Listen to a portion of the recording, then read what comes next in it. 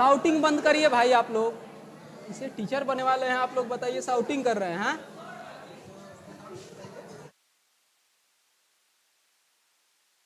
विवेक sound बढ़ा देना, कम बोलेंगे, इसके बाद बीपीएससी में मेरा बैच तुरंत है, ज्यादा दिक्कत हो जाएगा। नहीं हम लेते हैं बीपीएससी यूपीएससी में बैच लेते हैं, टाइम नहीं मिलता है। हाँ हाँ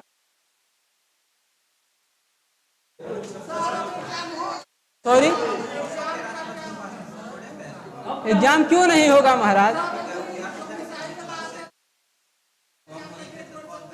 अरे नहीं ऐसा कुछ नहीं होगा, एग्जाम होगा, पहला बात। दूसरा बात ये पॉजिटिव रहिए, एग्जाम के प्रति पॉजिटिव रहिए।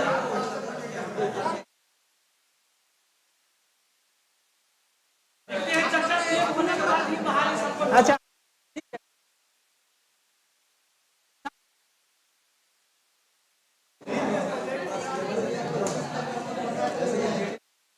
पूरा बताएंगे, इंट्रोडक्शन ही है आज, पूरा समझाएंगे, उसी हम चैप्टर भी बताएंगे। रंजीत सर का आपने वीडियो देखा है, उसमें नहीं देखे हैं तो सर का वीडियो देखिएगा, 4 टॉपिक को बोले हैं, उन्हीं 4 टॉपिकों को मेजर रूप से करना है ना? हाँ 4 मेजर टॉपिक करना है। बैठ जाए,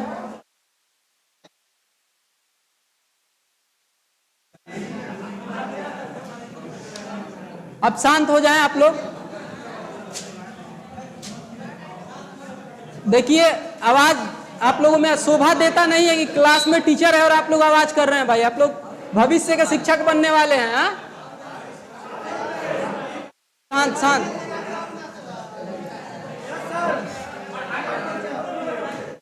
शांत एकदम, शाउटिंग नहीं होना चाहिए, ठीक है? अब सुनिए, आप लोग के सिलेबस में जो इकोनॉमिक्स है मेजर रूप से 4 टॉपिक से क्वेश्चन आने वाला है। जो लोग सिर्फ economics normally 1 to 5, 5 to 10 economics special वाले लोग नहीं है, उनके लिए उन सभी 4 टॉपिकों को मैं कवर करा दूंगा आपके क्लास में। बात हाँ 9th 10th में भी 4 ही आएगा। यदि आपका सब्जेक्ट इकोनॉमिक्स नहीं है उसमें भी 4 ही टॉपिक से मेजर क्वेश्चन आने वाला है। अदरवाइज हाँ टॉपिक बताएंगे। अदरवाइज आपको नोट्स जो दिया गया है उस नोट्स में लगभग हर चीज ब्रीफली पेश किया गया, बताया गया है, डिटेल में।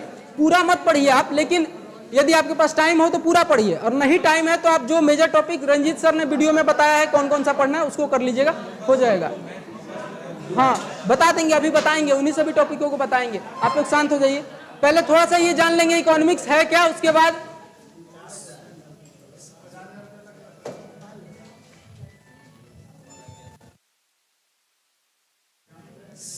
ठीक है। पहले देख लेते हैं इकोनॉमिक्स क्या है, और 4 टॉपिक जो है आप लोगों को पढ़ना है मेजर रूप से, उन 4 टॉपिकों को देखेंगे, है ना?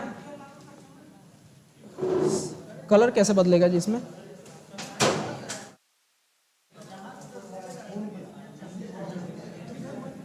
ठीक है।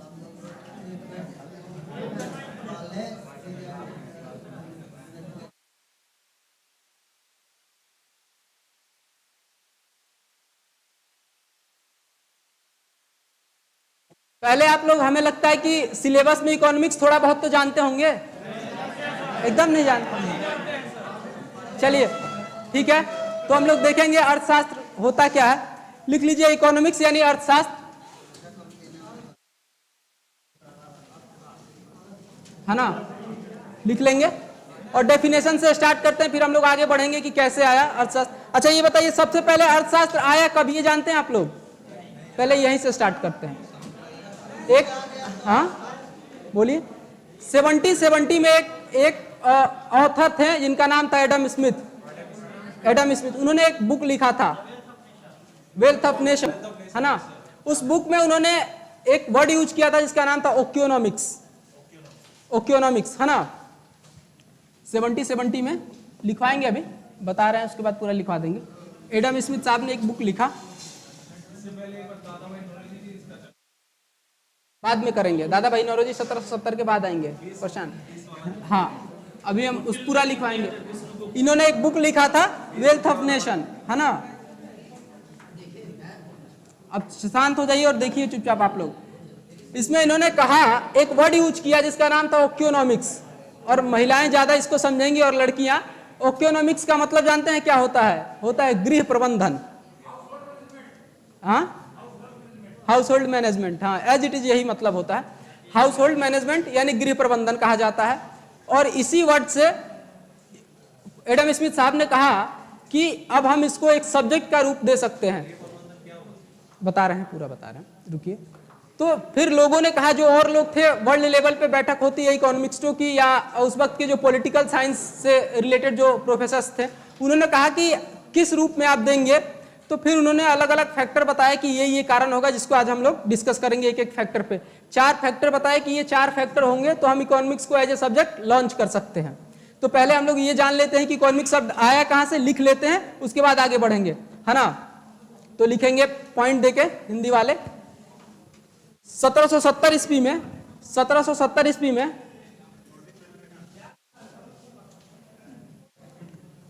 एडम स्मिथ साहब ने एक बुक लिखा। हिंदी वाले भी वेल्थ ऑफ नेशन ही लिखेंगे, है ना।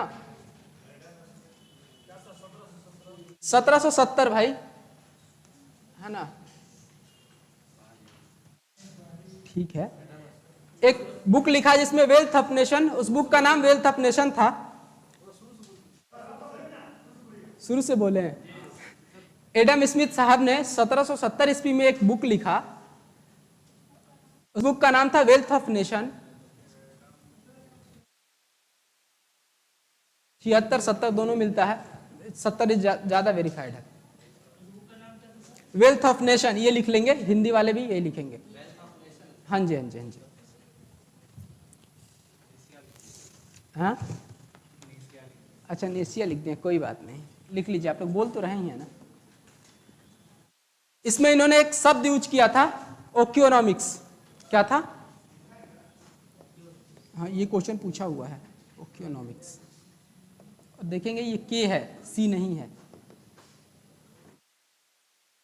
ये के है, सी नहीं है। हाँ, ओ, अरे लिख लीजिए, लोग बोलिए मत, आप लोगों में शोभा देता है, आप लोग शिक्षक हैं। लिखिए, लिख लिए। क्या हो गया? नहीं, ओक्योनॉमिक्स। उन्होंने एक बुक लिखा था वेल्थ ऑफ नेशन, जिसमें एक शब्द लिखा ओक्योनॉमिक्स। गृह प्रबंधन होता है। गृह प्रबंधन से आप सब तो जानते होंगे, है ना। इसका मतलब होता है हाउस होल्ड मैनेजमेंट, है ना, हाउस होल्ड मैनेजमेंट।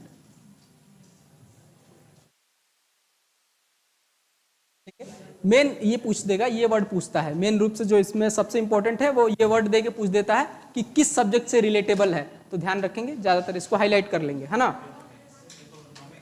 ओक्योनॉमिक्स था, हाँ, अब करेंगे बात, अच्छा से करेंगे। तो इसका मतलब होता था गृह प्रबंधन। तो हुआ ये कि विश्व लेवल पे बैठक हुई। अच्छा ये बताइए कि इस 1770 के पहले या 1776 के पहले इकोनॉमिक्स था या नहीं? लिख लेंगे, एक पॉइंट और लिखेंगे इसके नीचे। प्रारंभ में अर्थशास्त्र राजनीतिक विज्ञान का हिस्सा था। प्रारंभ में अर्थशास्त्र राजनीतिक विज्ञान का हिस्सा था। चाणक्य ने जो अर्थशास्त्र बुक लिखा था वो किसके बारे में लिखा था? हाँ, है ना, लिख लिए। यानी 1770 के पहले इकोनॉमिक्स को किस सब्जेक्ट के साथ ऐड करके देखा जाता था? पॉलिटिकल साइंस के साथ, ठीक है। अब आया ओक्योनॉमिक्स। थोड़ा सा आप वर्ल्ड हिस्ट्री की तरफ बढ़ेंगे। ये बताइए 1770 ईस्वी में सबसे ज्यादा वर्चस्व किसका था विश्व पे? इंग्लैंड था, फ्रांस था, इन सब का। आपको लगता है कि कोई दूसरा देश अपना वर्ड देगा तो उसको एक्सेप्ट कर लेंगे ये लोग? कभी नहीं करेंगे। तो इन लोगों ने क्या किया, कहा कि देखो भाई, एज इट इज तो इकोनॉमिक्स को हम एक्सेप्ट करेंगे नहीं एज ए सब्जेक्ट। तो सबके दबाव के बाद ये नया नाम दिया गया, क्या? और यही इकोनॉमिक्स से शब्द बना इकोनॉमिक्स। तो जब भी कोई सब्जेक्ट बनता है तो उसके पीछे कुछ बेसिक फैक्टर्स बताने पड़ते हैं। हो सकता है इकोनॉमिक्स के बाद कोई और नया बने। तो लोगों ने कहा एडम स्मिथ से कि कुछ और फैक्ट्स बताइए कि क्यों हम एज ए सब्जेक्ट इसको लॉन्च करेंगे। तो हम अब उसके तरफ बढ़ेंगे कि फैक्टर क्या है, कारक क्या क्या है।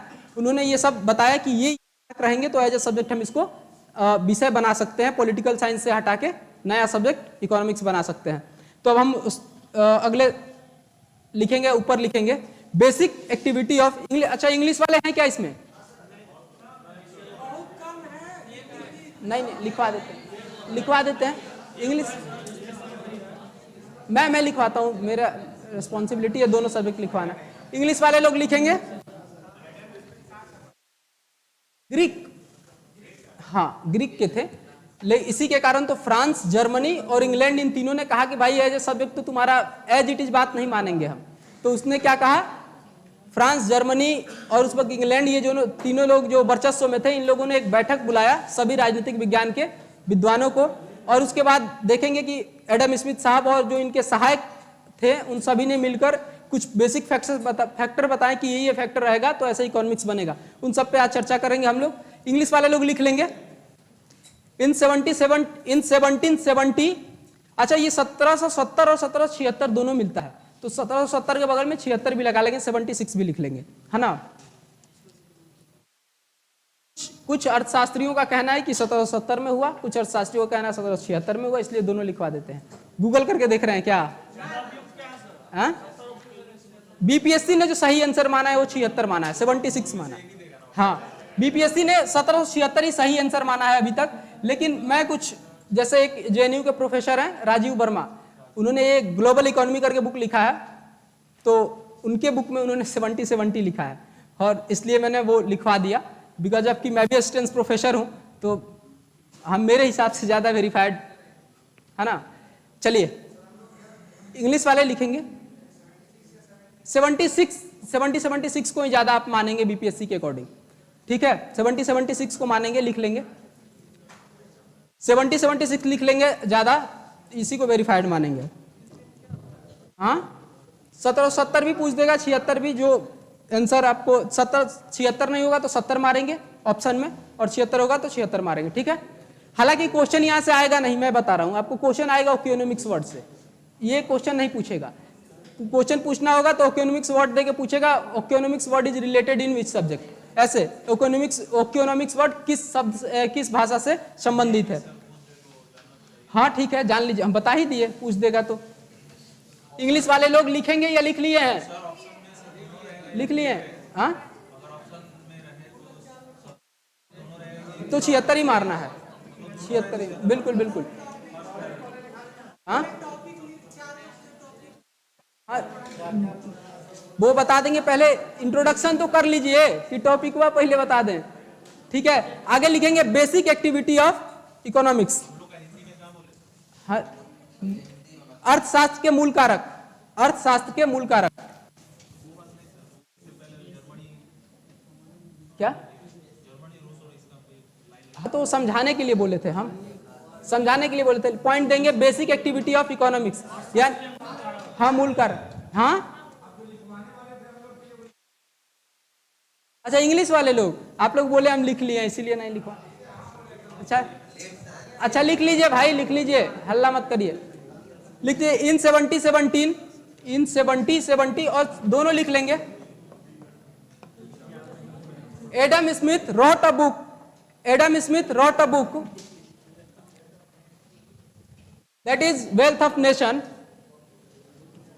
wrote a book that is wealth of nation। Sir हम लोगों पर भी ध्यान दीजिएगा सर, ऑनलाइन वाले भी,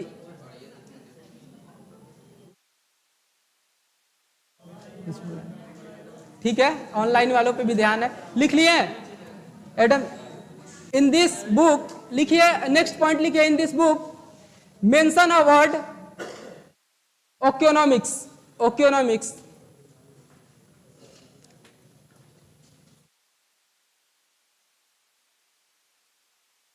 लिख लिए, that means management of household, that means management of household, है ना।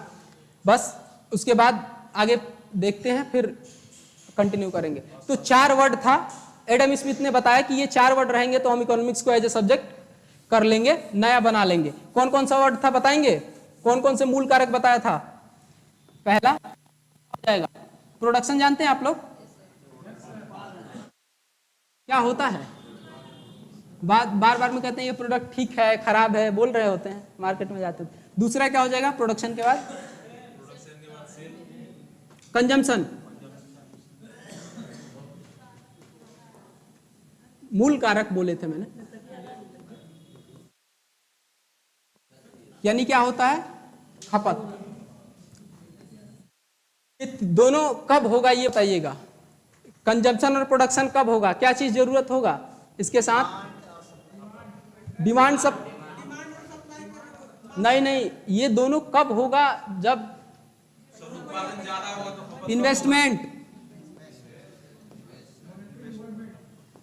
इन्वेस्टमेंट यानी क्या होता है इन्वेस्टमेंट? मतलब निवेश। अच्छा, बिना पैसा का प्रोडक्शन हो सकता है क्या? फिर चौथा क्या होगा?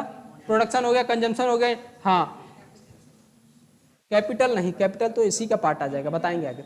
बताइएगा चौथा क्या हो सकता है मूल कारक? वो आगे आएगा, इन्वेस्टमेंट में ये सारे आ जाएंगे, श्रम, कैपिटल, अभी देखेंगे हम।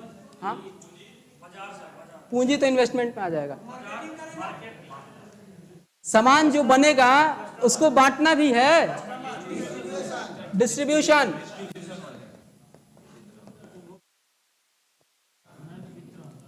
वितरण। इन्होंने इन चारों को बताया कि यदि ये चार हम पॉलिटिकल साइंस से निकाल देते हैं तो इकोनॉमिक्स को क्या करेंगे? एज अ सब्जेक्ट लॉन्च कर सकते हैं। इन्हीं चारों वर्ड को निकाला गया। फिर हम थोड़ा सा समझेंगे कि ये चार वर्ड कैसे एक देश में इकोनॉमिक्स बनाते हैं और इनका क्या इम्पैक्ट होता है ना? इसको समझेंगे। लिख लीजिए इसको, जो एग्जामिनेशन में आएगा वही बताइए सर प्लीज। सर चार टॉपिक बता दीजिए। हम बिल्कुल बताएंगे भाई। लिख लिया इसको आप लोग, इसको लिखिए। फिर प्रोडक्शन को थोड़ा समझेंगे और इन चारों टॉपिकों को पहले एक देश के इकोनॉमी में ऐड करेंगे कि कैसे एक देश की इकोनॉमी इन चारों टॉपिकों के साथ काम करता है। फिर चार टॉपिक हमको पढ़ना है। नेशनल इनकम सर बता चुके हैं, और उसके बाद क्या? बैंकिंग। इससे सबसे ज्यादा क्वेश्चन आएगा। नेशनल इनकम में जीडीपी, जीएनपी, एनएनपी, एनडीपी, ये चार सेक्शन होंगे जो सबसे ज्यादा इंपॉर्टेंट है और इसी से क्वेश्चन आएगा। तो इसको मैं नेक्स्ट क्लास में यानी कल ही सबसे पहले क्या कराऊंगा? National income. आज तो इंट्रोडक्शन में ही क्लास खत्म हो जाएगा। कल जीडीपी, एनडीपी, एनएनपी ये सब समझाएंगे कि अंतर क्या है, कैसे जीडीपी कैलकुलेट होता है, नेशनल इनकम कैसे कैलकुलेट होता है। रिसेंटली कुछ बदलाव हुआ है नेशनल इनकम के कैलकुलेशन में। हाँ, जीडीपी में भी कुछ बदलाव हुआ है। ये सब इंडेक्स मोदी जी के आने के बाद बदले हैं, तो इन सब पे हम कल बात करेंगे। आज तो इसी में टाइम निकल जाएगा। लिख लिया ये। नेक्स्ट लाइन दीजिएगा प्रोडक्शन। लिख लेंगे थोड़ा प्रोडक्शन के बारे में। प्रोडक्शन क्या होता है बताएंगे? बताइए। हाँ, रॉ मटेरियल। हाँ, प्रोडक्शन का थोड़ा सा लिख लेंगे। प्रोडक्शन से क्वेश्चन बीपीएससी भी पूछ रहा है और यूपीएससी ने भी इस बार प्री में दे दिया था, तो हो सकता है कि बीपीएससी प्रिडिक्ट कर दे इससे। ये बीपीएससी यूपीएससी के प्री में भी एक क्वेश्चन था यहाँ से। बताएंगे प्रोडक्शन क्या होता है? बताइए। उत्पादन,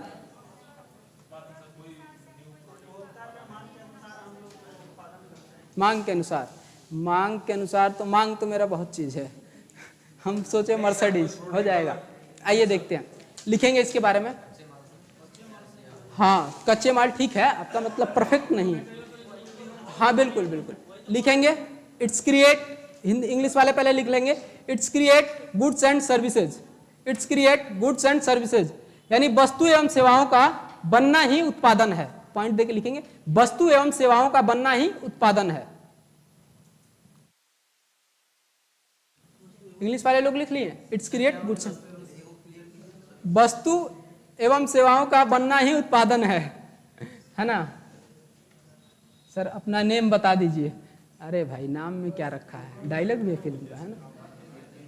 हाँ, मेरा नाम वैसे बता देते हैं, अभी तक इंट्रोडक्शन हम अपना नहीं दिए थे। मेरा नाम मिस्टर मृत्युंजय कुमार है।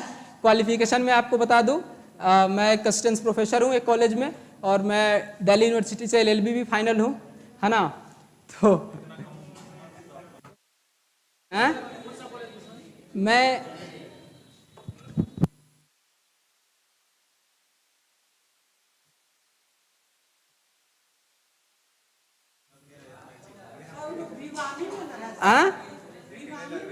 भिवानी में नहीं है, मेरठ में भी है, भिवानी में ही, मेरठ में उसकी कोई बात।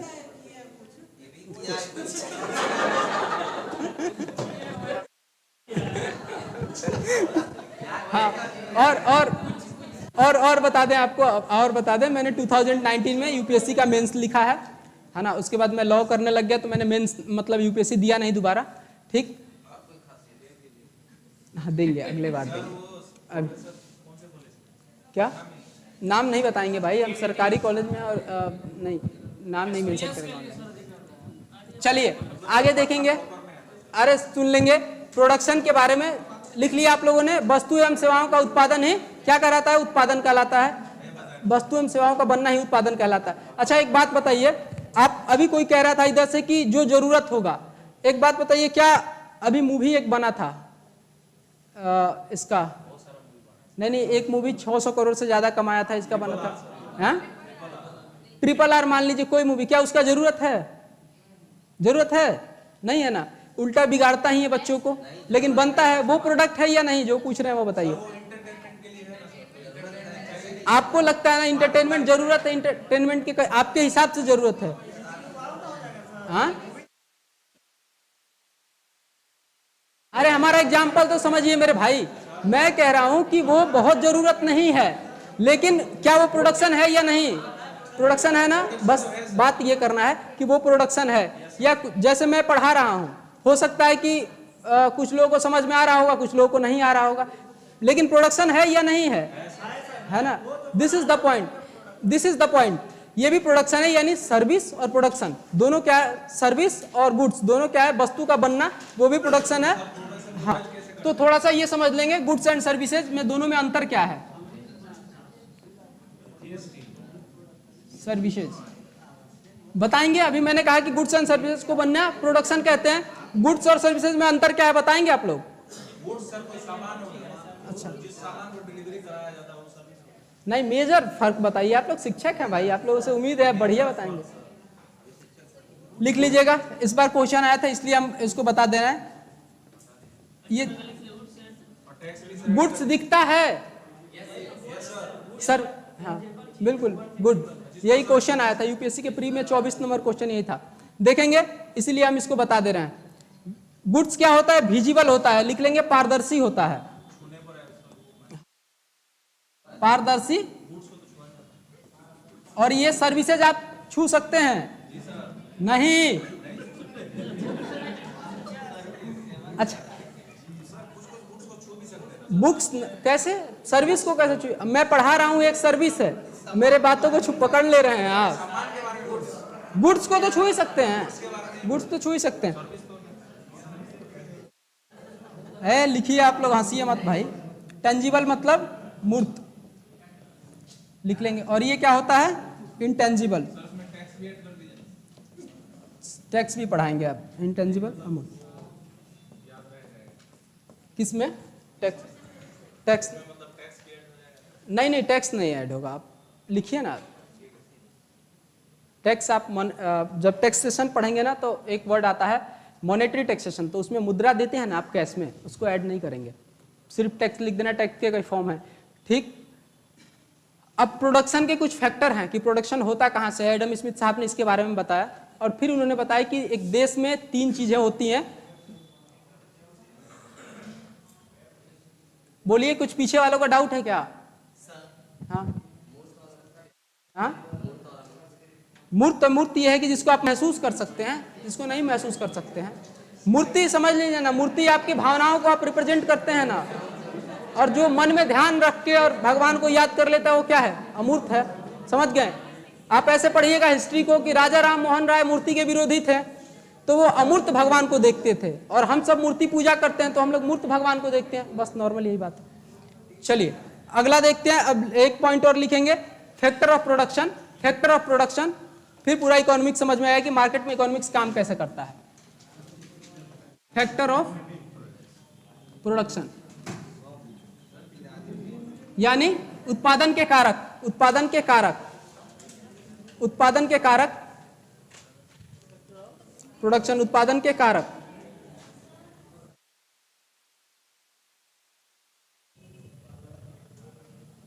उत्पादन के कारक,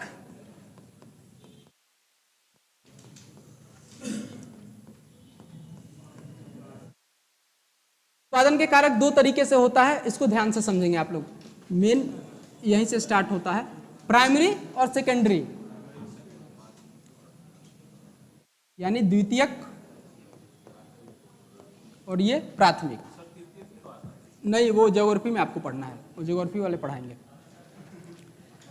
अब थोड़ा ध्यान से सुनेंगे। बताइएगा, प्रोडक्शन को स्टार्ट करने के लिए सबसे बेसिक चीज किस चीज की जरूरत होती है इसमें? हाँ, सुपोज करेंगे, ऐसे देखेंगे, कच्चा माल, ठीक है सर। वो जो जमीन से हाँ, जो जिसको निकाला जाता है वो प्राइमरी में आ जाएगा। वो तो ठीक है, वो प्राइमरी नहीं है, यहाँ अलग है।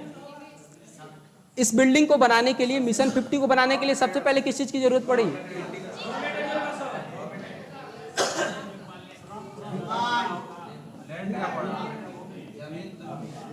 लिखिए लिखिए, आप लोग गलत डायरेक्शन में जा रहे हैं।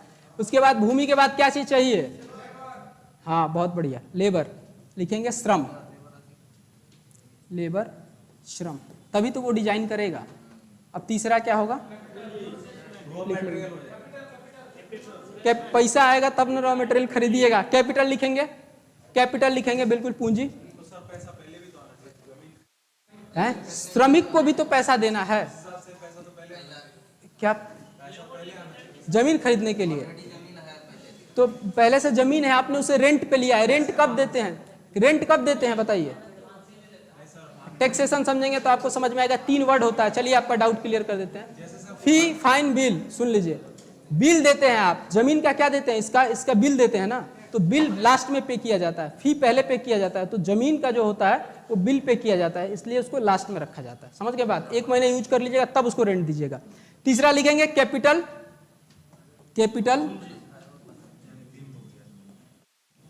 कैपिटल क्या होता है?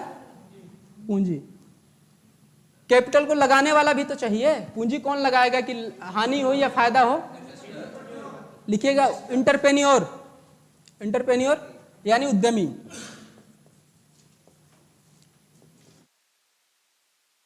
उद्यमी हिंदी वाले लोग लिख लेंगे। यदि ये 4 चीजें रहेंगी तो कोई भी प्रोडक्ट हो सकता है ना। और ये सेकेंडरी में क्या आ जाएगा बताइए? उद्यमी भाई, उद्यमी। हाँ, ये सब जितनी इसके अलावा जो भी जरूरतें हैं, जैसे ये एसी, मैं, सभी चीज ये सब आ जाएंगे कहाँ? द्वितीयक में। यानी यहाँ एक पॉइंट दे के लिख लेंगे, संचालन करने के लिए सभी जरूरतें इसमें आ जाएंगी। संचालन, संचालन की सभी जरूरतें, सभी जरूरतें अभी मैं दिखाऊंगा कि कैसे। और ये सब जरूरतें क्या चीज हैं? स्टार्टअप के लिए, स्टार्टअप वर्ड सुने हैं ना, स्टार्टअप के लिए यानी शुरुआत के लिए ये सभी जरूरतें हैं। और जब स्टार्टअप कर लेंगे तो उसको बहुत बेहतर बनाने के लिए क्या करना होगा? जो भी एसी लगाना है, बॉल लगाना है, लाइट लगाना है, ये सब सेकेंडरी में आ जाएगा, द्वितीय क्षेत्र में आ जाएगा। ठीक है, चलिए इसको लिख लीजिए। फिर अब हम लोग देखेंगे कि कैसे इकोनॉमी एक देश में काम करती है। ये सारे फैक्टर को अब मैच कराएंगे कि एक देश में इकोनॉमी काम कैसे करती है। फिर अब हम उसके बाद हम लोग आएंगे नेशनल इनकम की तरफ। सर जीएसटी से भी क्वेश्चन रहेगा। मनी जितना है सब लिखा दीजिए सर, भीड़ बहुत है। जीएसटी से क्वेश्चन रहेगा। ठीक है, बढ़ा जाए आगे। अब देखिएगा मेन पॉइंट यहां से है। इकोनॉमिक्स कहता है, इकोनॉमिक्स ने कहा कि हमने बेसिक सारे टर्म्स दे दिए। अब हल्ला मत कीजिए। इकोनॉमिक्स ने कहा कि हम सबने बेसिक टर्म बता दिया। अब उसने कहा कि एक देश है, उस देश में 3 चीजें होती हैं। इकोनॉमिक्स के नजर में 3 चीजें एक देश में होती है। कौन कौन सी? तो देखेंगे। एक उसने कहा हाउस होल्ड। हाउस होल्ड का मतलब क्या हुआ? आ जाएंगे। ठीक है। और दूसरा उसने कहा, दूसरा जो ये है इसमें होगा फर्म और इंडस्ट्री, फर्म और इंडस्ट्री। और तीसरा गवर्नमेंट। जितने हमने फैक्टर बताए देखिएगा, इकोनॉमी एक दूसरे से मैच करा के दिखाएगा कि ये सब रहेंगे तो हम एज ए सब्जेक्ट इकोनॉमी आपको रिप्रेजेंट कर सकते हैं। बताएंगे। पहला मैंने प्रोडक्शन का फैक्टर बताया था, क्या? लेबर। लेबर कहां से लिया जाएगा?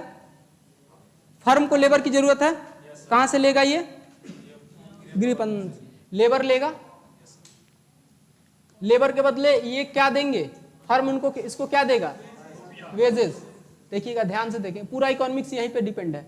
और इसके बाद लेबर, उसके अलावा क्या चाहिए, लैंड, या स्टार्टिंग में लैंड चाहिए, जो भी है लैंड, और फर्म क्या देगा इसके बदला, क्या देगा, रेंट। हाँ बोलेंगे। और उसके अलावा यहां से और क्या चाहिए फर्म को, कैपिटल। कैपिटल के बदले ये क्या देगा, इंटरेस्ट। बड़ा लिखें, हम भी छोटे हैं, कैसे बड़ा लिखें हैं? अच्छा हम बोल देंगे, आप लोग को लिखा देंगे, परेशान ना हो। कैपिटल के बदले ये क्या देगा, इंटरेस्ट। और एक उद्यमी चाहिए इधर से इधर, जो पैसा लगा रहा होगा, क्या होगा, इन्वेस्टर का ये, हाँ हाँ कैपिटल पूंजी। देखिए हम समझा रहे हैं अभी इसके बारे में। इंटरेस्ट ये होगा इन्वेस्टर, बोल देंगे, आप सबको लिखवा देंगे, रुक जाइए, परेशान मत होइए, बस समझ लीजिए, उसके बाद लिखवाएंगे। इन्वेस्टर को क्या होगा, प्रॉफिट और लॉस। कैपिटल बैंक देता है, पूंजी कौन दे देगा, बैंक। लेकिन लेने वाला कोई चाहिए ना, जो लेने वाला होगा वो घाटा और नाफा उठाएगा, लेकिन बैंक को उससे मतलब नहीं होता। उसको क्या चाहिए उस पूंजी के बदले, इंटरेस्ट। बैंक को इंटरेस्ट चाहिए, जो लेने वाला होगा इन्वेस्टर, उसको चाहिए प्रॉफिट या लॉस। ठीक, ये तीनों चीजें हो गई, यानी लेबर, लैंड, कैपिटल और इन्वेस्टर को आपने देखा कि क्या किया, फर्म और इंडस्ट्री के साथ ये रिलेशन है। समझ रहे हैं आप? तो इकोनॉमिक्स ने कहा कि इन दोनों का तो रिलेशन है, फिर सरकार इसमें क्या करेगी। सरकार ने कहा कि जब इस फॉर्म को सुविधा की जरूरत होगी, बिजली पानी ट्रांसपोर्टेशन, ये सब हम सुविधा आपको देंगे, और आप इसके बदले हमें क्या देंगे, टैक्स। हाँ, सारा कम्युनिकेशन। ठीक है, सरकार ने कहा, फिर और लोगों ने उसमें प्रस्ताव रखा एडम स्मिथ साहब से कि फिर ये गृह प्रबंधन वाले और सरकार के बीच कोई कॉम्बिनेशन होगा या नहीं। तो उन्होंने कहा कि इनको सुरक्षित रहना है, तो इनको सरकार से क्या देना पड़ेगा, इनको सुरक्षित रखने के लिए ये भी देंगे, इधर टैक्स देंगे। देख रहे हैं, इकोनॉमिक्स ने कहा कि हम तीनों क्षेत्र को एक दूसरे से रिलेट कर दिए। तो फिर लोगों ने कहा वहां एडम स्मिथ साहब से कि आपने सबसे पहले जो इकोनॉमिक्स का फैक्टर बताया था, कंजम्पशन, डिस्ट्रीब्यूशन, ये सब कहां काम कर रहा है। तो देखेंगे, फर्म क्या बनाएगा, सपोज करिए पार्ले जी प्रोडक्ट कर दिया, ये बेचेगा कहां, मार्केट किसके पास है, हाउस होल्ड के पास, मार्केट जहां लोग हैं। तो इस पार्ले जी को ये ले आके कहां करेगा, डिस्ट्रीब्यूशन करेगा, है ना, डिस्ट्रीब्यूशन। और ये यहां के लोग क्या करेंगे, हाउस होल्ड वाले लोग इसको खाएंगे, यानी खपत। क्या हो जाएगा इस पार्ले जी का, कंजम्पशन। अब बताइए, जो फैक्टर में मैंने वर्ड बताया था, कोई छूटा है या सबका यूज कर लिया, कुछ छूटा हुआ है, इसको बना लेंगे अच्छे से। पूरा इकोनॉमिक्स यही है, और इसके आगे अब हम लोग टॉपिक की तरफ बढ़ेंगे, है ना। मेन था कि आप बेसिक तो समझ जाइए कि इकोनॉमिक्स आया कैसे, काम कैसे करता है, तब आप टॉपिक को समझेंगे। अंकुश जी पानी लेते आइएगा। हाँ बोलिए।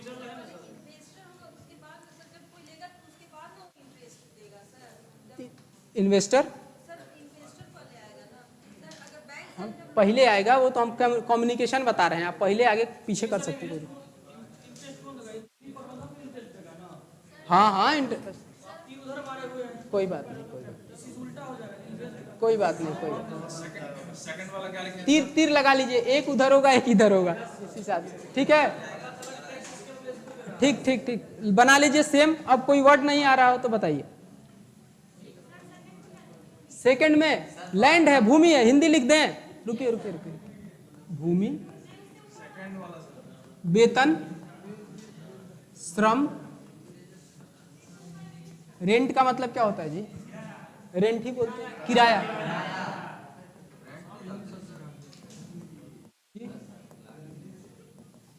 ना भुला नहीं गए हैं, अभी हम ज्यादातर बीपीएससी और यूपीएससी वाले में इंग्लिश मीडियम ही पढ़ाते हैं, तो हिंदी वाला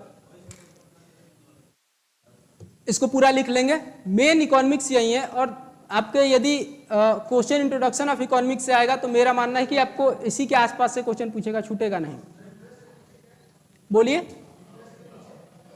इंटरेस्ट के नीचे इंटरेस्ट ब्याज, इन्वेस्टर है, इन्वेस्टर मतलब निवेशक या उद्यमी कह सकते हैं, ठीक कह रहे हैं आप। उद्यमी भी कह सकते हैं। तो इसको क्या होगा, घाटा या मुनाफा?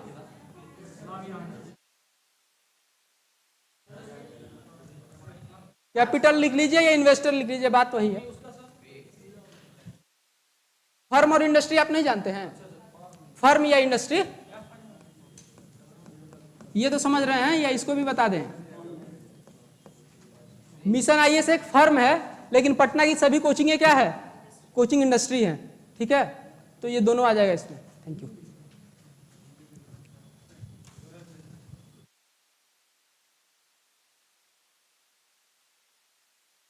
क्या इंटरेस्ट के बाद ब्याज है, उसके बाद इन्वेस्टर है, निवेशक या उद्यमी लिख लीजिए।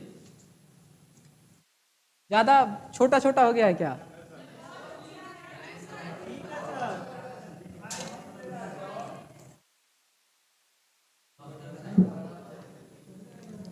डॉक्टर बनेंगे? यहाँ क्या हो रहा है, फैसिलिटी लिख लेंगे। यहाँ ये फैसिलिटी दिया जा रहा है। भूकंप नहीं आएगा जी, भूकंप तो अभी रिजल्ट में आएगा, है ना? सर प्लीज, सर दिखाई नहीं दे रहा है, बोलकर लिखवाइए, कुछ नहीं दिख रहा। ऑनलाइन वालों को नहीं दिख रहा है, ऑनलाइन वालों को बोल तो दिए हैं और लिखवा भी दिए हैं। जूम ठीक है, कल से हमको लगता है छोटा छोटा बनाना था, ज्यादा बड़ा लिखना। हाँ बताइए, इंटरेस्ट के बाद इन्वेस्टर, निवेशक, पैसा लगाने वाला, उद्यमी। नहीं नहीं, इन्वेस्टर को होगा। प्रॉफिट एंड लॉस इसको होगा। इन्वेस्टर कहाँ से है? इन्वेस्टर कोई व्यक्ति ही होगा ना, और व्यक्ति कहाँ का है? ये हाउस होल्ड का है। कौन सा बताइए, कहाँ का? डिस्ट्रीब्यूशन, ये वितरण है। पार्ले जी है ये, पार्ले जी बिस्किट नहीं जानते हैं? हमें एग्जाम्पल दिया है। हाँ बोलिए।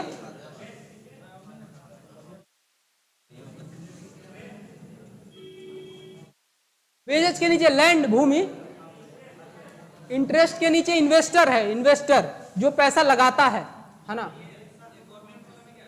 बिस्कुट कहाँ, गवर्नमेंट टैक्स। हाँ हाँ, फैसिलिटी ही है। फैसिलिटी बोलिए, सिक्योरिटी बोलिए, आपकी मर्जी है। फैसिलिटी ही देती है, हमारी सुरक्षा कर। हाँ, सुविधा भी कह सकते हैं। हाँ, सुविधा कह सकते हैं।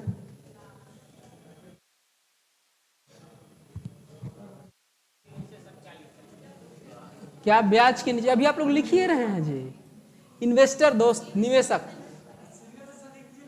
हाँ, अभी आप नहीं उतारे हैं आप लोग?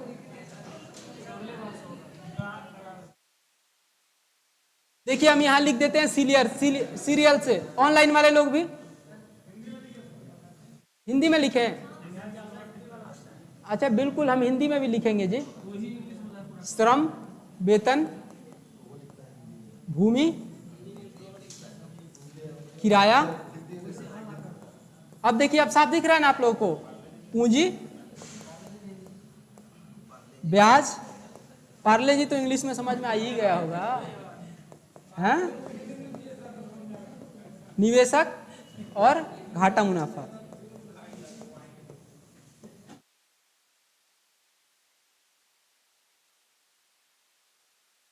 देख लीजिएगा।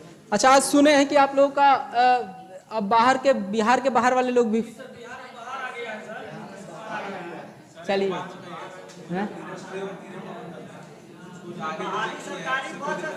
हाँ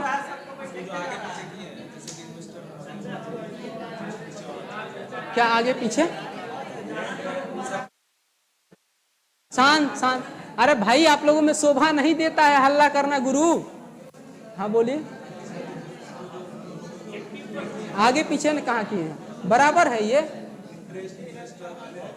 हाँ, इंटरेस्ट कैपिटल के लिए है और इन्वेस्टर के लिए प्रॉफिट एंड लॉस है।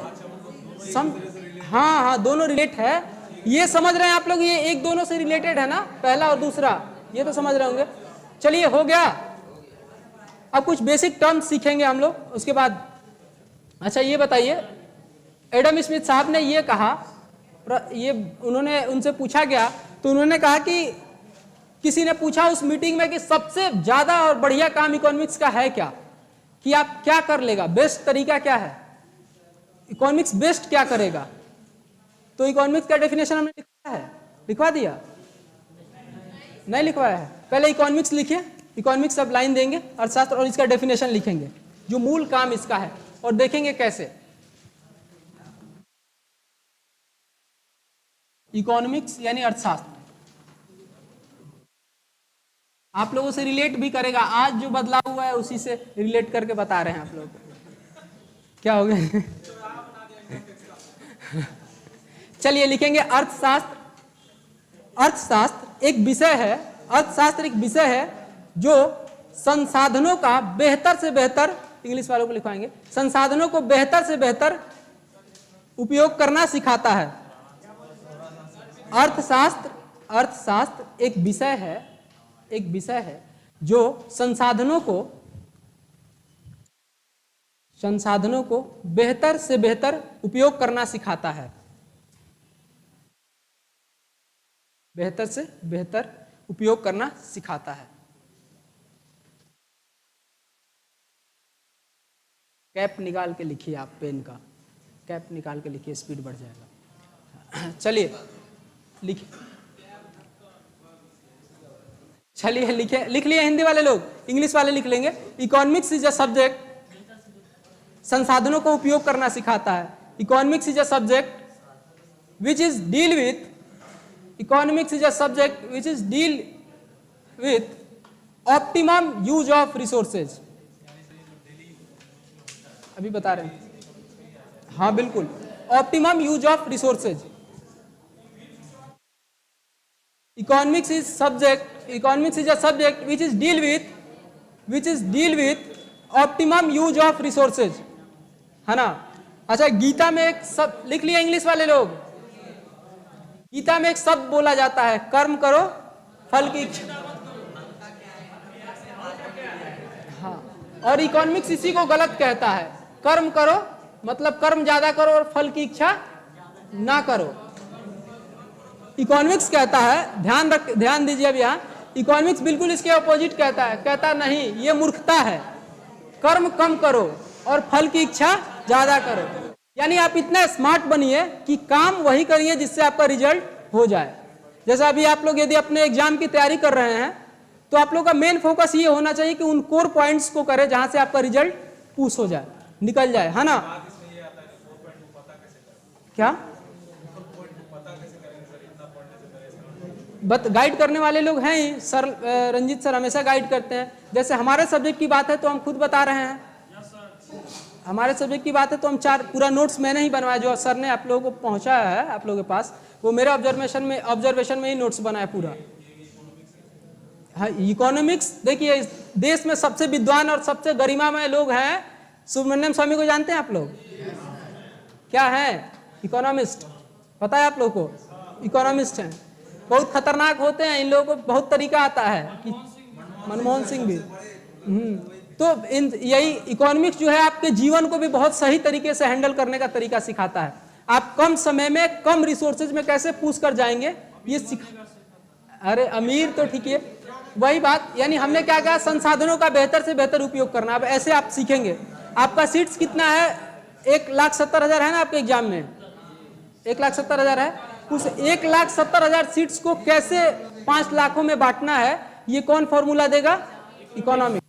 संसाधनों का बेहतर से बेहतर तरीका, साधनों को यूज करने का बेहतर से बेहतर तरीका सिखाता है इकोनॉमिक्स। ठीक, अभी इसको डीप में हम बताते थोड़ा बहुत, लेकिन आपके सिलेबस का हिस्सा नहीं है, इसलिए इसकी पर हम लोग हाँ एग्जाम नहीं, इसको बता भी कहाँ, हम तो एग्जाम्पल समझाए हैं।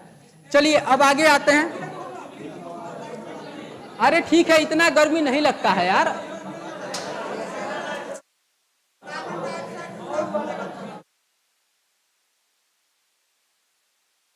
बताइए, अरे आप लोग ऐसे करिएगा कैसे रिजल्ट होगा जी? आप लोग टीचर बनने वाले हैं। छोड़िए, हमें भी गर्मी लग रहा है, शांत रहिए, पढ़िए।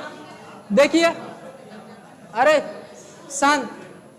अब देखिए, इकोनॉमिक्स आपने सुना है, लेकिन एक और वर्ड सुना होगा आपने,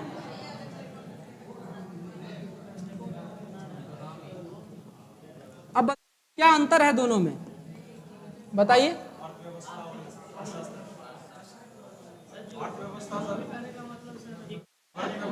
पैसा जो आप चलिए लिखिए, इकोनॉमी लिखेंगे, हाँ बिल्कुल सही है, लिख लेंगे इकोनॉमी अर्थव्यवस्था, इकोनॉमी लिखेंगे अर्थव्यवस्था। सबसे ज्यादा क्वेश्चन जैसे नेशनल इनकम है वो कहाँ का टॉपिक है, इसका टॉपिक है, इकोनॉमी का, इकोनॉमिक्स का नहीं है, इकोनॉमी का। और सबसे ज्यादा रेलेवेंट सेक्शन यही है आपके एग्जाम में। लिखेंगे इकोनॉमी, इंग्लिश वाले लिखेंगे practical form of economics is, practical form of economics is economy. Hindi वाले लिखेंगे अर्थशास्त्र के वास्तविक चलन को अर्थव्यवस्था कहते हैं। Practical form of economics is economy. बारिश आ रहा है, हाँ हिंदी वाले लिखेंगे अर्थशास्त्र के वास्तविक चलन को अर्थव्यवस्था कहते हैं। अर्थशास्त्र के वास्तविक चलन को अर्थव्यवस्था कहते हैं। चलन, चलन मतलब जो आप यूज करते हैं ऐसे, चलन को अर्थव्यवस्था कहते हैं।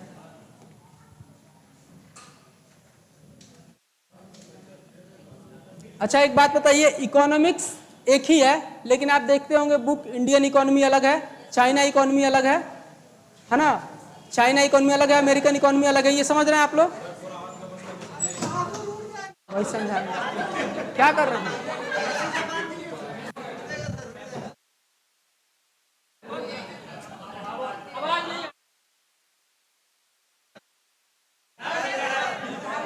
आप छोड़ दीजिए ना, आप कहाँ कर रहे हैं, आ रहे हैं ना।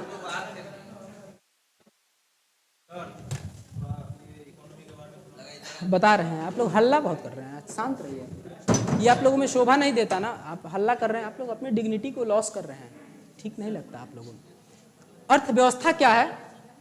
अर्थव्यवस्था का मतलब ये है कि जैसे ही देश बदलेगा, जैसे ही लोग बदलेंगे, अर्थव्यवस्था बदल जाएगा। जैसे भारत के लोग किस अर्थव्यवस्था को फॉलो करते हैं? इंडियन इकोनॉमी को। चाइना के लोग किस अर्थव्यवस्था को फॉलो करते हैं? चाइना इकोनॉमी को। अमेरिका के लोग किस अर्थव्यवस्था को फॉलो करते हैं? अमेरिकन इकोनॉमी को। समझ पा रहे हैं? यानी अर्थशास्त्र एक बुक है, लॉ पूरा लिखा हुआ है बुक में, लेकिन जैसे ही कोर्ट में जब आप दलील देने जाते हैं तो क्या होता है, उस जज के हिसाब से कोड ऑफ कंडक्ट बदल जाता है ना, यानी उस व्यवस्था के हिसाब से आपका नियम कानून बदल जाएगा। तो आप जानते हैं कि अर्थव्यवस्था, जो भारतीय अर्थव्यवस्था है, किस प्रकार का अर्थव्यवस्था है? बिल्कुल, इंडियन इकोनॉमी इज, है ना, इज मिक्स्ड इकोनॉमी। अब बताएंगे मिक्स्ड इकोनॉमी होता क्या है? हाँ देखिए, यहां से 3-4 पॉइंट लिखना है, शांत रहिए, इसको पहले लिखेंगे। भारतीय अर्थव्यवस्था एक मिश्रित अर्थव्यवस्था है, क्वेश्चन पूछा हुआ है, बीपीएससी ने अब तुरंत पूछा था कुछ दिन पहले ही। भारतीय अर्थव्यवस्था एक मिश्रित अर्थव्यवस्था है। Indian economy is a mixed economy.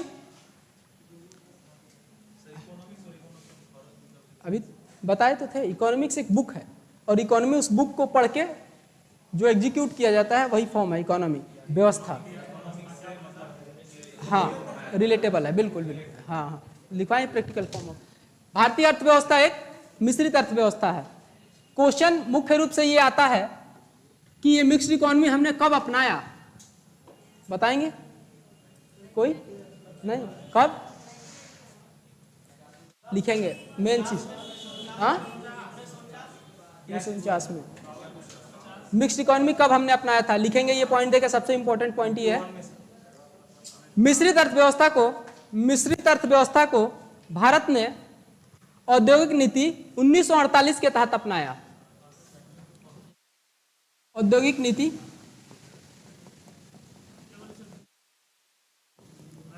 1948 के तहत अपनाया। अच्छा, औद्योगिक नीति कौन पेश किया था 1948 का? पहला उद्योग मंत्री कौन थे? डॉक्टर श्यामा प्रसाद मुखर्जी। लिखेंगे डॉक्टर श्यामा प्रसाद मुखर्जी।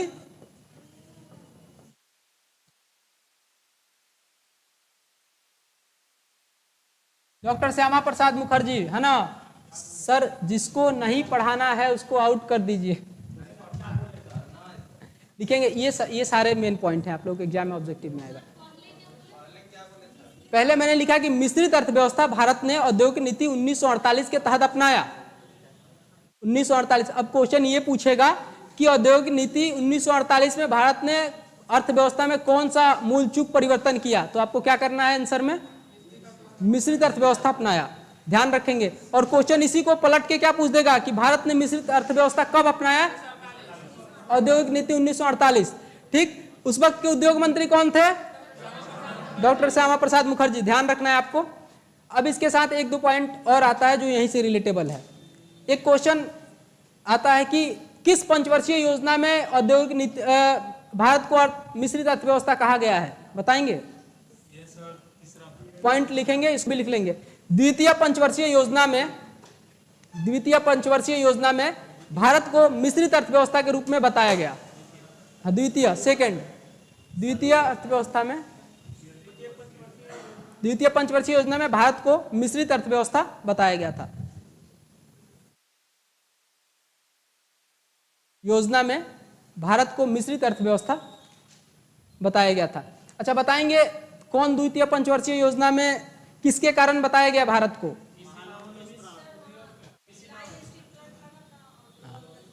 ठीक जा रही है। मिश्रित अर्थव्यवस्था जो अपनाया गया, थोड़ा बहुत समझा देते हैं, लिखने की इसको जरूरत है नहीं। 1956 में हुआ क्या कि डॉक्टर श्यामा प्रसाद जी ने जब औद्योगिक नीति अपनाया तो 3 मेजर पॉइंट रखे थे इन्होंने। क्या क्या आपको समझने की जरूरत है, यहाँ पे बस लिखना नहीं है। इन्होंने कहा कि मेरा जो अर्थव्यवस्था होगा वो मिश्रित होगा, पहला। दूसरा, इन्होंने कहा कि हम क्लोज्ड इकोनॉमी होंगे, यानी बंद अर्थव्यवस्था के हिस्सा, है ना। बंद अर्थव्यवस्था समझते हैं, यानी हम दूसरे देश के साथ लेन देन नहीं करेंगे, ठीक है, बंद अर्थव्यवस्था में। तीसरा, इन्होंने कहा कि पूरे भविष्य में भारत के लिए औद्योगिक नीति का जो संविधान होगा वो क्या होगा, यही औद्योगिक नीति 1948 होगा। तो इसको कहा जाता है भारतीय संविधान का औद्योगिक नीति, औद्योगिक नीति का भारतीय संविधान बोला जाता है इसको। हालांकि इससे क्वेश्चन नहीं आता है, हमने बस समझाने के लिए बता दिया। तो हमने क्या किया कि दोनों में बंद अर्थव्यवस्था तो ला दिया, यानी जब हम ग्रो कर रहे थे, हमारे पास, आपको पता है कि जब देश आजाद हुआ था तो हम उस तरीके से टेक्निकली डेवलपमेंट हमारा नहीं हुआ था। हम लोगों से ज्यादा बढ़िया वेपन्स किसके पास था, इंग्लैंड के पास था, फ्रांस के पास था, जर्मनी के पास था। हुआ 1956 में ये कि पूरा दुनिया तेजी से आगे बढ़ रहा था, हम बढ़ नहीं रहे थे, यानी भारत के पास नई नई चीजें आ नहीं रही थी। तो उस वक्त प्रधानमंत्री कौन थे 1956 में, जवाहरलाल नेहरू। और उस वक्त उद्योग मंत्री थे टी कृष्णमाचारी, ठीक है। तो 1956 में दूसरी औद्योगिक नीति लाई गई और उसी औद्योगिक नीति में कहा जवाहरलाल नेहरू ने कि अब से हम इस क्लोज्ड इकोनॉमी वाले सेक्शन को खत्म कर देंगे और यहां ला देंगे हम सामाजिक अर्थव्यवस्था, सोशल इकोनॉमी समझते हैं ना आप। तो उसी दूसरी औद्योगिक नीति में हमने सोशियो इकोनॉमी को अपनाया और उसी वक्त पंचवर्षीय योजना में हमने ये लिखा कि we are the part of socio economic, यानी हम लोग जो है वो सामाजिक अर्थव्यवस्था के हिस्सा हैं।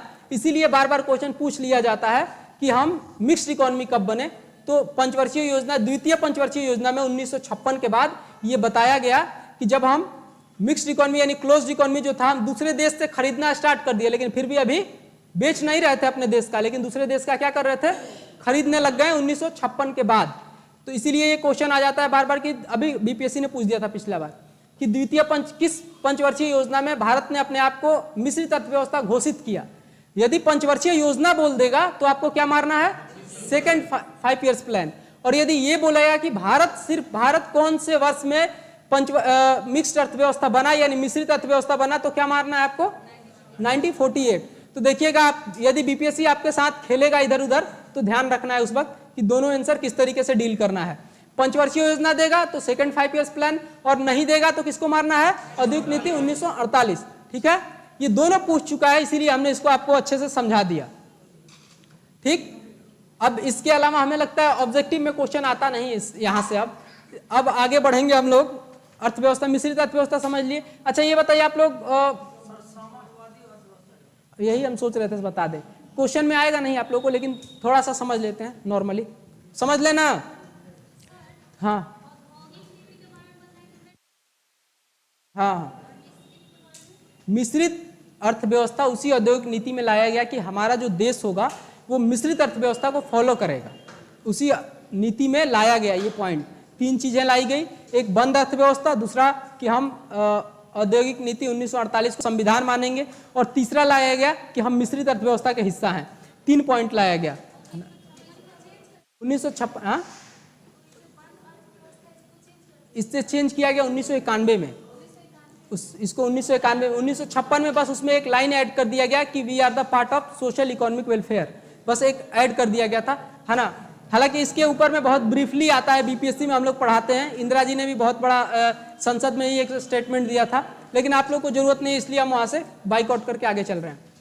दूसरा हमने क्या कहा, एक और पॉइंट लिख लेंगे, 1991 में जो आप लोगों को जरूरी है वही बता रहे हैं, ठीक है ना, एक्स्ट्रा बताएंगे तो लंबा हो जाएगा। 1991 में राव मनमोहन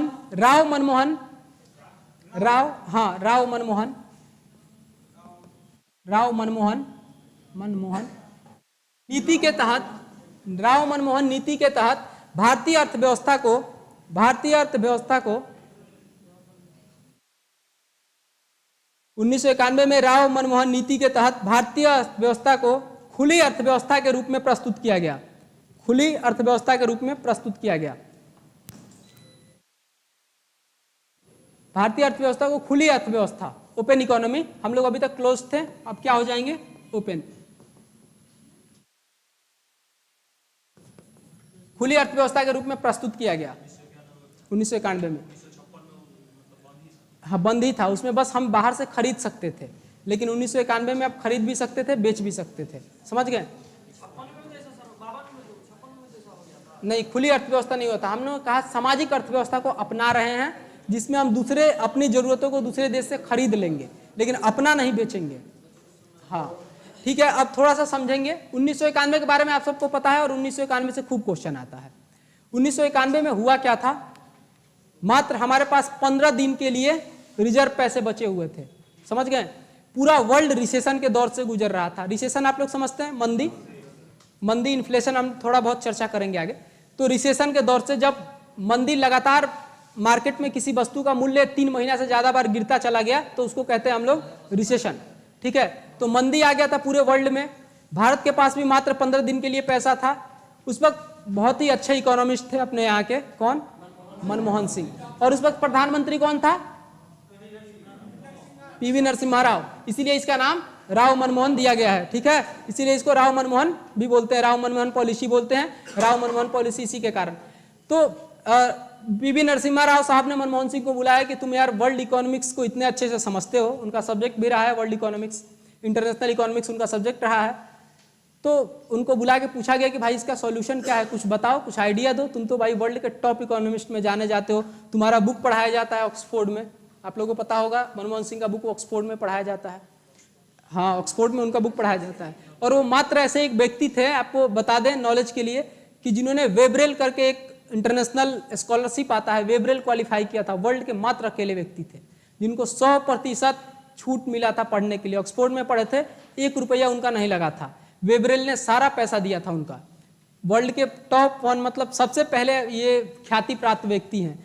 जिस यूनिवर्सिटी से मैं पढ़ा हूँ उस यूनिवर्सिटी के प्रोफेसर रहे हैं और स्टूडेंट भी रहे हैं। बहुत मतलब अच्छा लगता है कि हाँ, मैं स्कूल ऑफ इकोनॉमिक्स से पढ़ा हूँ, वहाँ ये प्रोफेसर भी रहे हैं और स्टूडेंट भी रहे हैं।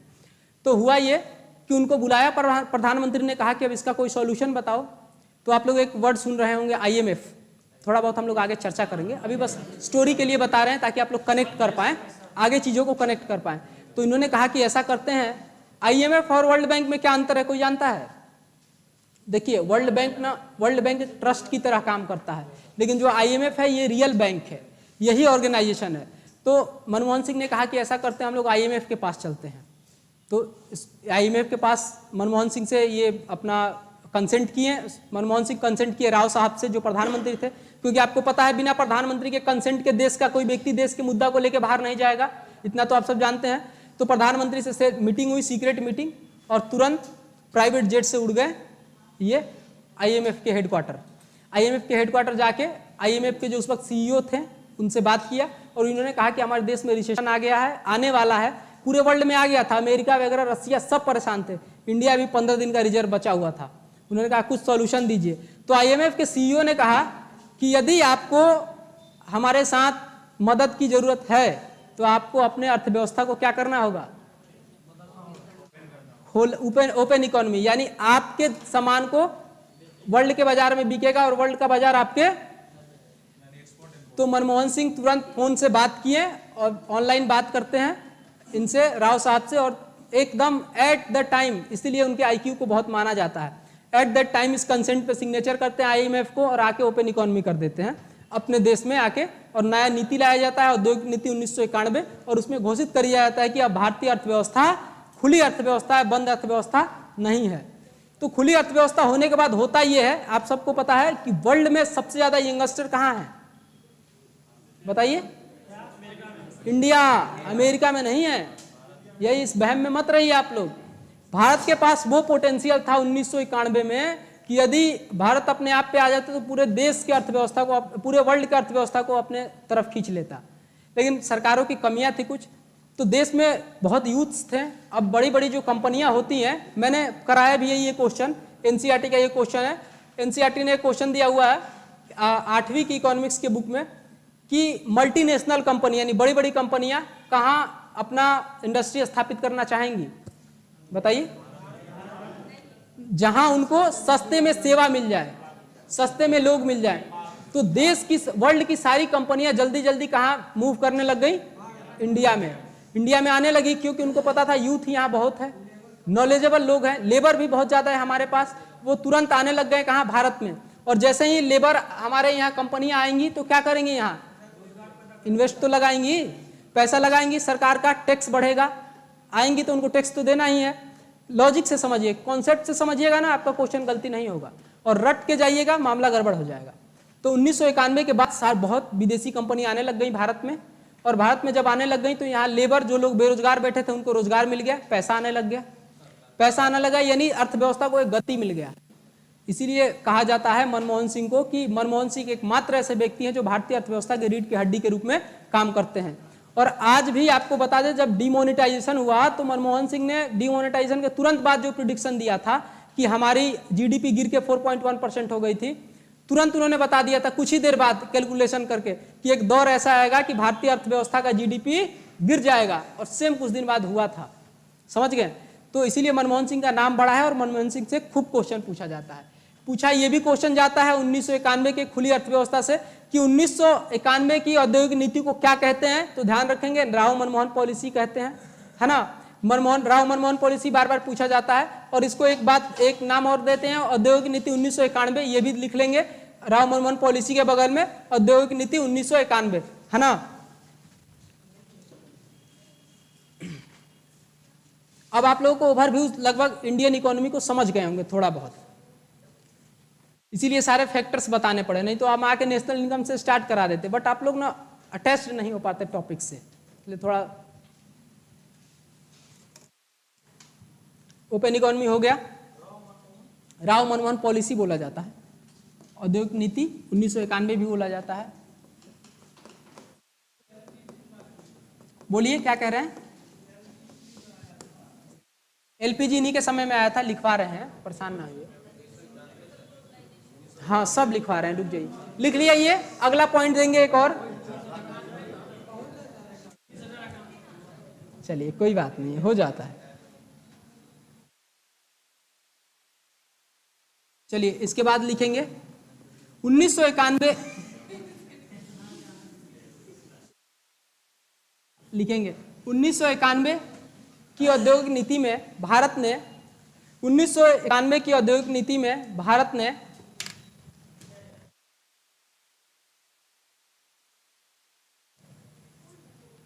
एलपीजी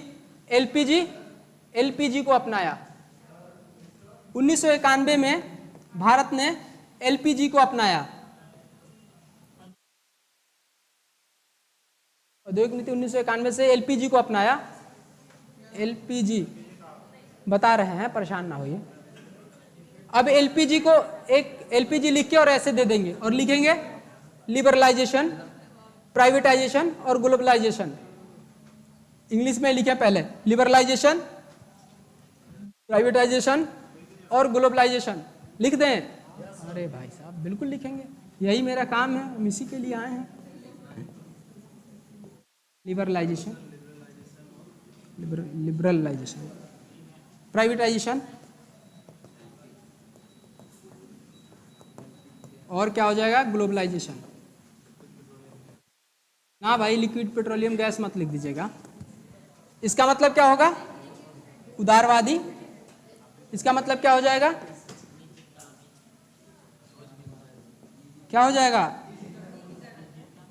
और इसका मतलब क्या हो जाएगा?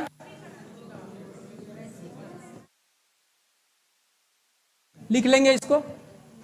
अब देखेंगे यहां से ऑब्जेक्टिव क्वेश्चन कैसे आता है। 2-3 क्वेश्चन यहां से बनते हैं, उसको भी लिखेंगे। लिखेंगे नहीं, समझ लेंगे। हाँ, निजीकरण और वैश्वीकरण।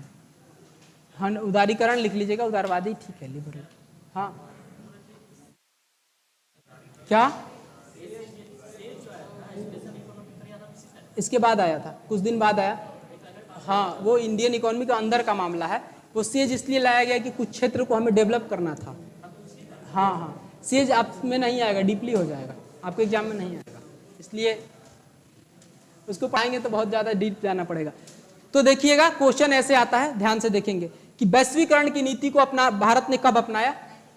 1991 में। ध्यान रखेंगे, क्वेश्चन ऐसे आएगा, कह देगा कि अर्थव्यवस्था उदारवादी कब हुआ था? कब? आंसर क्या होगा? 1991। निजीकरण को भारत ने कब अपनाया? सबसे ज्यादा जो क्वेश्चन पूछने की प्रोबेबिलिटी है, ध्यान रखेंगे, पहले ही मैं बता दे रहा हूं कि इस तरीके से क्वेश्चन पूछेगा। क्यों? क्योंकि आपको पता है अभी सरकार अपने शेयर को बेच बेच के, उसको बोलते हैं डिसइन्वेस्टमेंट, निजीकरण नहीं बोलते हैं, डिसइन्वेस्टमेंट, विनिवेश उसको बोलते हैं। सरकार जब अपना शेयर प्राइवेट लोग हाथों में बेचती है, उसको क्या बोलते हैं? विनिवेश बोलते हैं। LIC हुआ, रेलवे का भी हो रहा है ना। डिविडेंड होगा, ठीक। इतना डीप आप लोगों को जाना नहीं है, लेकिन मैंने बता दिया थोड़ा बहुत। क्या? देखिए बता देते हैं, शांत रहिए। लिबरलाइजेशन का मतलब, इन्होंने पूछा कि उदारवादी होता क्या है। लिबरलाइजेशन का मतलब ये होता है, उदारवाद होने का मतलब ये हुआ कि हम आपकी नीति को भी अपनाएंगे और इनकी नीति को भी अपनाएंगे। यानी चाइना का कोई प्रोडक्ट हमारे देश में आ रहा है बेचने, तो हम उसको रोकेंगे नहीं, चाहे हमारे उसके बीच लड़ाई क्यों ना हुआ हो। उसी को बोलते हैं उदारवादी। बताएंगे जरा, सबसे बढ़िया उदारवाद के नेता हिस्ट्री में कौन थे? हिस्ट्री में ग्लोबलाइजेशन का मतलब हुआ कि आप अपने सामान को पूरे विश्व पटल पे बेच सकते हैं। समझ गई? पॉलिसी नहीं अपनाया जाएगा, लेकिन किसी को रोकेंगे नहीं, किसी को खराब नहीं कहेंगे। हम उदारवाद हैं, इसका मतलब कि हमारे विपक्षी को हम बुरा नहीं कहेंगे, ये भी ठीक है, हम भी ठीक है, इसका मतलब ये होगा। हाँ नहीं, विजय प्रसाद सप्रू थे। विजय प्रसाद सप्रू एक नेता थे। जब गांधी जी द्वितीय गोलमेज सम्मेलन में नहीं जा रहे थे, तो उनको मनाने के लिए आए हुए थे अंबेडकर जी के साथ। वही थे सबसे बड़े उदारवाद नेता थे।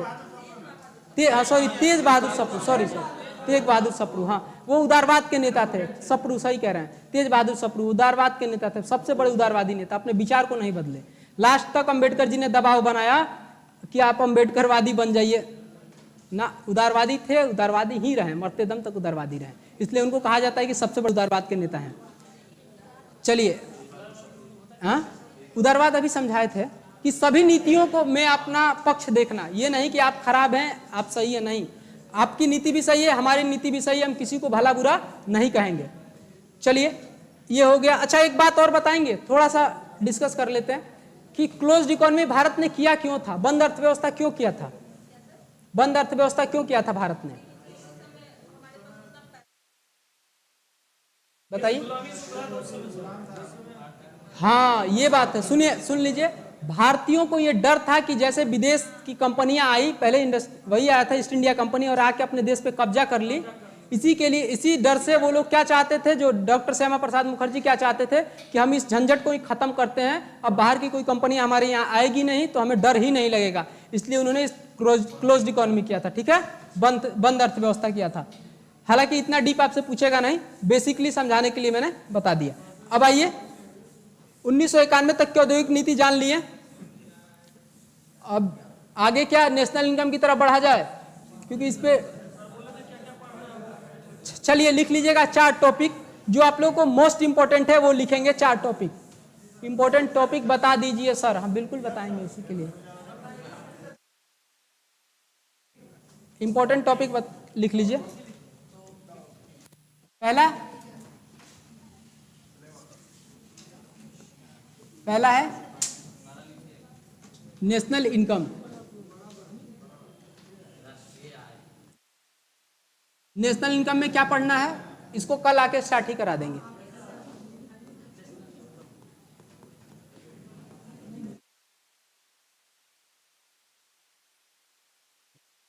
जानते होंगे थोड़ा बहुत तो इनको। इसके बाद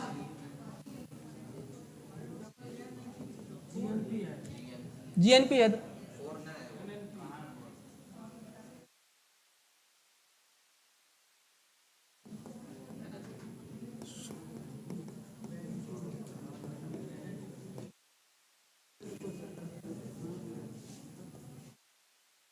देखिए मुख्य रूप से इन्हीं चारों टॉपिकों से क्वेश्चन आने वाला है जो आपके एग्जाम में आएगा, और इंट्रोडक्शन से एक आध क्वेश्चन जो अभी मैं पढ़ाया हूं उसमें से एक दो क्वेश्चन डाल सकता है।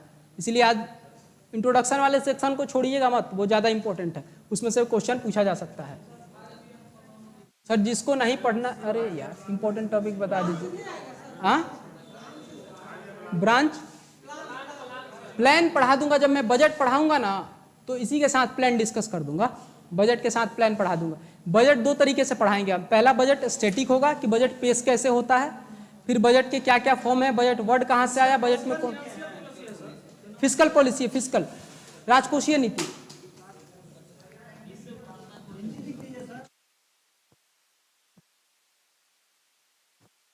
मुख्य रूप से यही टॉपिक आएंगे। ये तो पता ही है, बैंकिंग और आरबीआई, और इसमें एक पंचवर्षीय योजना यही तो करें। बजट के साथ हम पढ़ाएंगे। बजट दो फॉर्म में पढ़ाएंगे, एक स्टैटिक होगा एक करंट होगा, है ना। तो जब स्टैटिक बजट पढ़ाएंगे उसके साथ हम सारे प्लान्स पढ़ा देंगे कि प्लान क्या क्या था, गांधी जी का प्लान, गांधीयन प्लान क्या होता है, सर्वोदय प्लान क्या होता है, थोड़ा थोड़ा बताते हुए आगे बढ़ लेंगे। और प्लान फर्स्ट प्लान में क्या हुआ था, सेकंड प्लान में क्या हुआ था, सारा बता देंगे, ठीक है। और उसके बाद थोड़ा सा नीति आयोग पढ़ लेंगे, प्लान के साथ थोड़ा सा नीति आयोग पढ़ लेंगे। इसमें लिख दीजिएगा प्लान और नीति आयोग, ऐसे लिख लीजिएगा।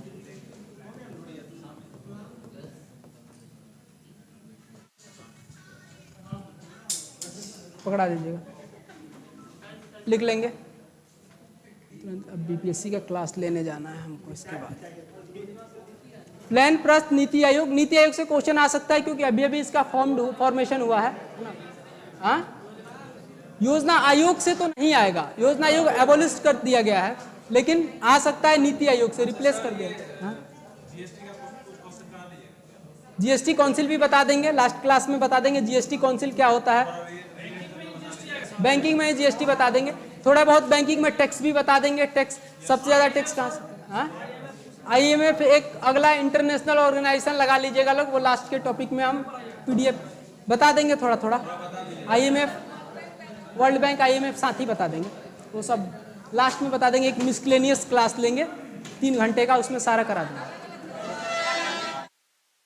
सॉरी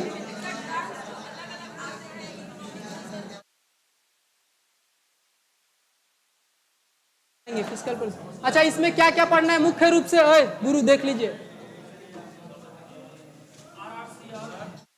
हाँ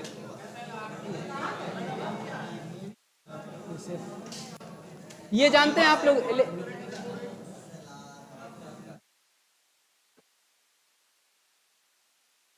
ये सब मुख्य रूप से यही आता है, मेन बैंकिंग में यही आता है, इसको समझेंगे थोड़ा। हाँ बताइए।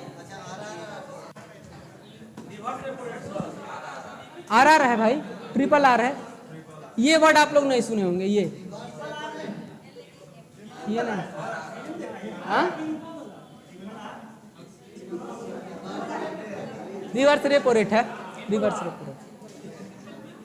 चलिए लिख लेंगे। आज के क्लास को यहीं खत्म करते हैं। आज ये बताइए कि कुछ आप लोगों को नहीं आया है क्या, मतलब जो समझ में नहीं आया वो पूछ सकते हैं। अभी मेरे पास 10 मिनट टाइम है, इसके बाद जो समझ में नहीं आया पूछ सकते हैं। 10 मिनट टाइम है मेरे पास, उसके बाद तुरंत हमको बीपीएससी का मेंस का बैच लेने जाना है।